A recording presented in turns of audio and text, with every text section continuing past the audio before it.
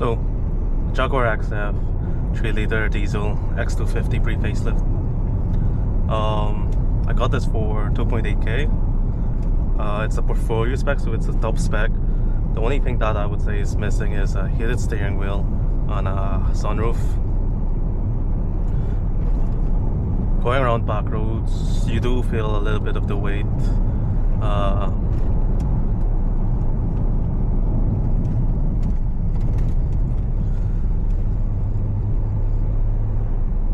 As well as the seats. Since this is the non-S version, you don't have the sport seats, so there's not much bolsters around.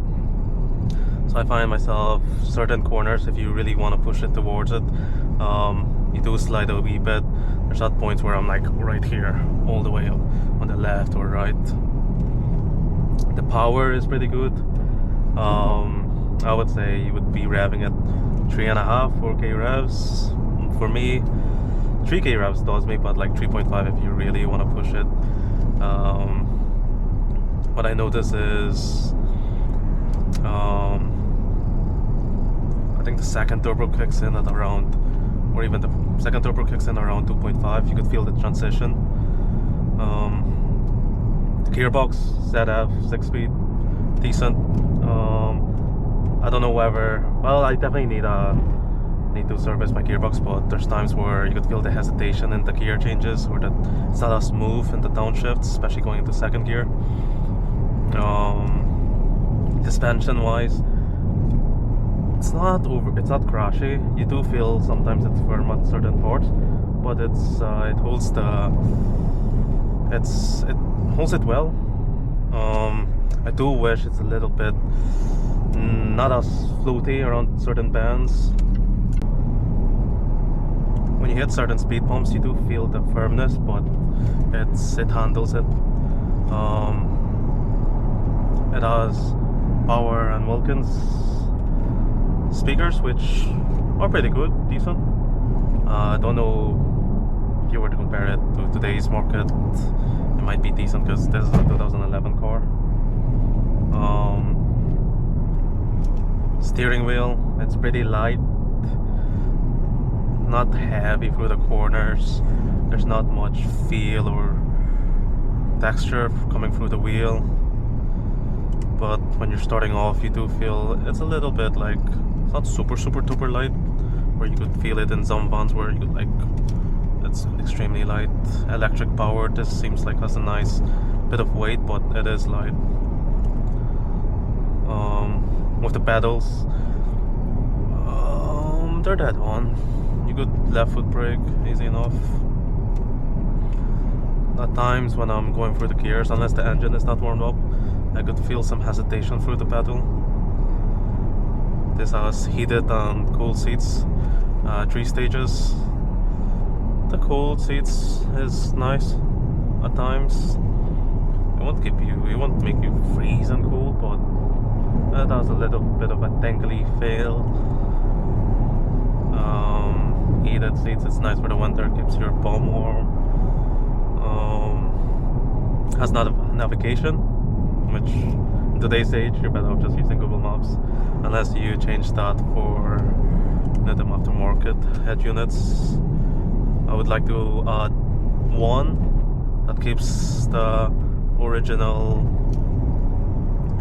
menu still intact. Since mine's a pre-facelift, it's a wee bit hard, or it's not really, there's not one that's easily to get compared to the facelift one. If that makes sense. It has front and rear parking sensors, which is nice. Reverse camera, which comes in handy, even though the quality isn't the greatest, but at certain times it is nice to see, like when you're reverse parking into certain things. What else? You know, lever here, if you could see. Yeah, build quality, dead on. Like, I'm coming from a Focus, 2011 Focus, so compared to that, 100% better. You know, veneer, wood veneer, aluminium here. It's dead on. Sound insulation, even from the engine, you don't feel like it's clackety clackety like a tractor.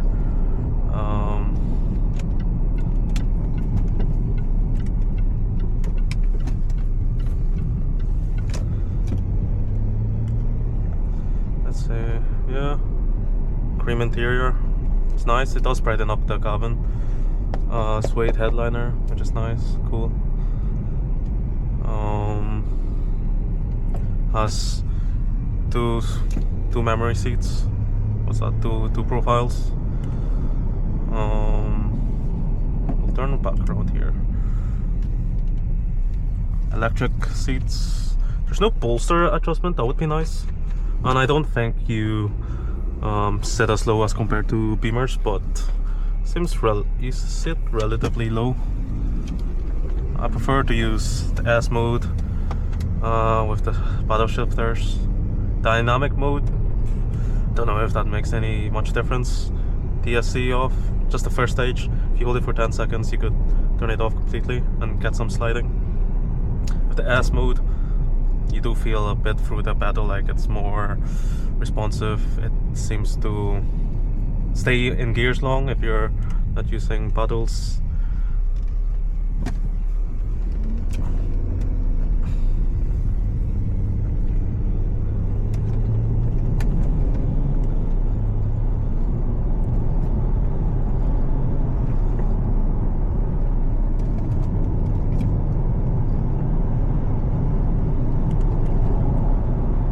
Back roads, take it up to 3k revs. I don't know if you need 3.5, especially when it comes to this bands. Right.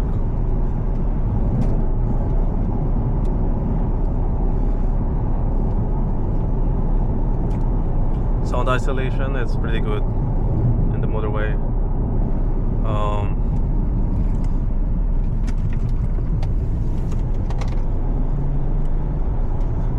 A nice little bit of a grumble when you go through the rev range, but not super loud.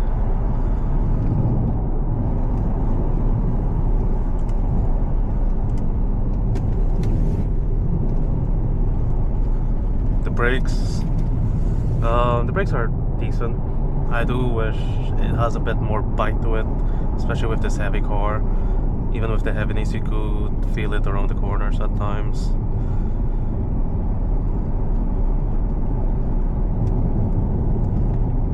It has O2 headlights, O2 lights, xenons, which are different compared to halogens.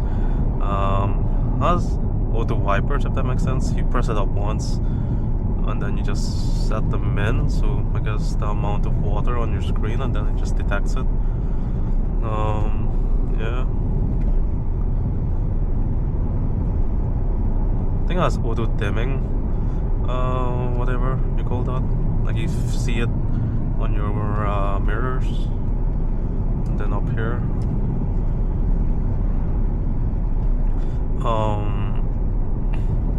I do wish there's a bit more power, so I guess that's where the S comes from, and you know, you have the opportunity to remap this car, which I'll be doing hopefully within the year. I think I've had this car for like 6 months. I would also get like an ECU tune, the Alpine Drake, after you get the gearbox serviced. That's the next one up. Most of the time the power is adequate, it's good, dead on.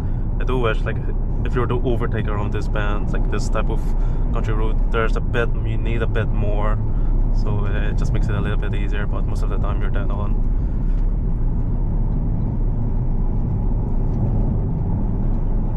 Tuning up motorways is easier now, especially coming from the 1 liter EcoBoost.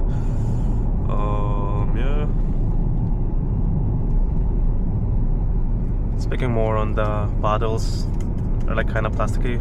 Would be nice if you could replace them with aluminum, so they came aluminum. Steering wheel, it's dead on, but do wish it was a little bit skinnier. Paddles could be pushed back a little, but you know, you could make do.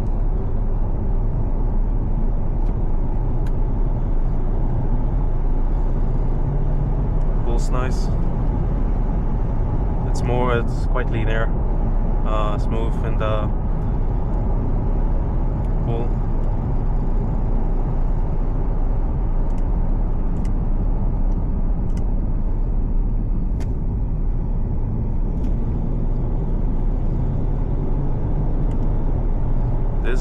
like, that's like 40% throttle input.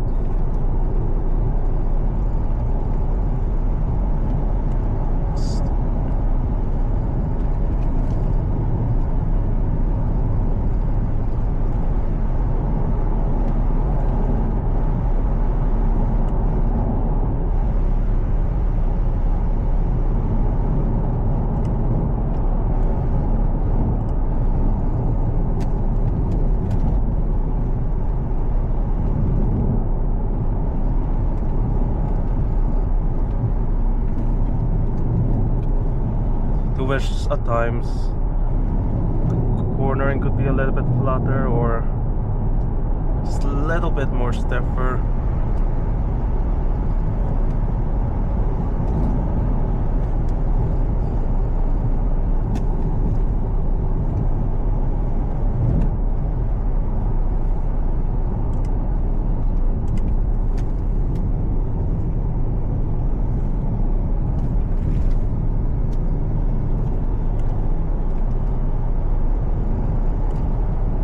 My MPG is only 27.2 so far, but that's more city. I think in the longer run you could definitely get way more.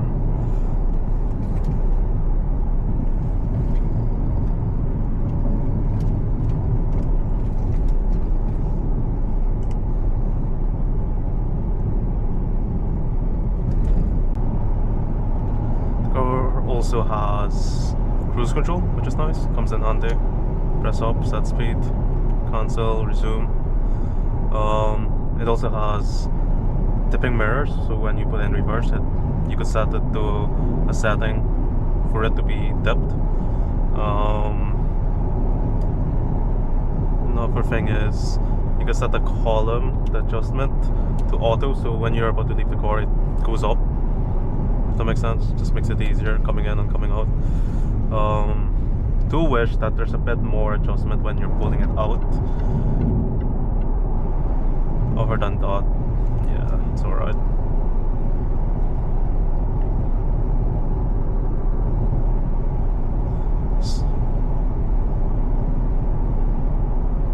There's not much wind noise, you can see you could kind of talk in this cabin easily.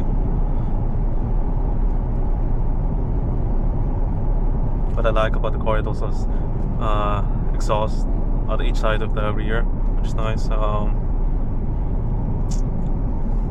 Yeah, do wish there's a little bit of a lip. You could get a lip from the S version. Mine doesn't have it, but I would look to add that.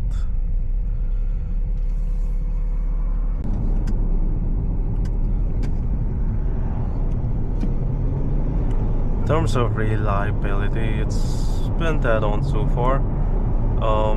However, I did have to replace like a something outlet or like a plasticky pit. There's a upgrade for it to be aluminum, but essentially I was leaking coolant or I lost coolant, and when the mechanic took it out, you could see like it was so easy to just let, like, it's just two components together. You could just literally just free it up easily. So I upgraded that to aluminum version, and it fixed the coolant leak. I literally lost all my coolant. Luckily it wasn't too far home. That was the only problem really, but yeah. I forgot to mention it has armrests, which you do kind of use most often. But I do wish you could slide it over. That would be a neat feature. Brakes are quite heavy on it. Like for the front, I'd spent 400 quid for front disc and pads, which is dead on. I think they were heavy ones, so they're alright, pretty solid quality. Oil change, for an oil change and filter change, that cost me 150, but apparently Jaguar made it easy for you to do it yourself, so I'll be looking to do that next time myself. Changing out the cabin filter and air filter was easy enough, but mine has a bit of a gripe. My air filter, like, one of the bolt was missing, and when you try to thread the other bolt, it wasn't threading, so I had to kind of squeeze it in. I've yet to change the fuel filter, which is something I'll be looking to do next. wipers as well. I'll need to change the wipers. For fuel, for like a full tank, you're looking at around, prices have went down, which is happy days. But say if it's 155, £1.55p per liter, like 95 to 100 quid for a full tank.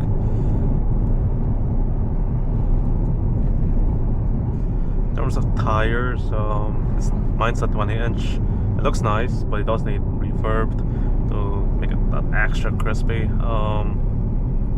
Tires, depending on what you get, you're looking like, including VAT, 140, 100, depending on what you get, to say 120 to 160 quid a pop.